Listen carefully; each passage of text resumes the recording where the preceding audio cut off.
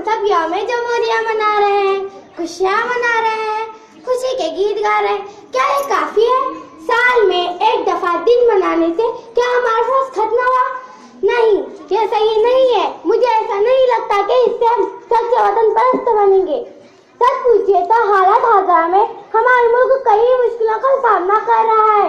बेरोजगारी, इंतशार, दहशतगर्दी, गरीबी, इन मसाइल की वजह से हमारे मुल्क की तरक्की रुक गई है। नफ्सा नफ्सी का आलम है, कोई किसी पर भरोसा नहीं करता।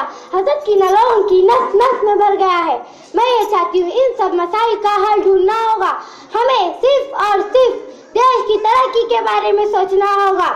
हम सब लोगों को मिलकर पढ़ लिख कर अपना और अपने देश का नाम ऊंचा रखना होगा।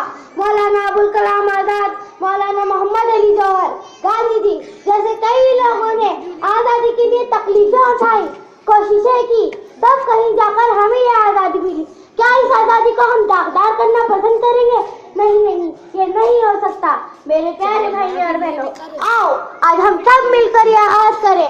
हम खूब पढ़ेंगे, लिखेंगे, आला अखलाक वाले बनेंगे, एक सच्चे वतन परस्त बनेंगे, एक सच्चे वतन परस्त बनेंगे। सारी दुनिया हमारी जमहूरियत की मिसाल दी जाती है, तो हम भी ऐसी मिसाली अवाम बनकर दिखाएंगे।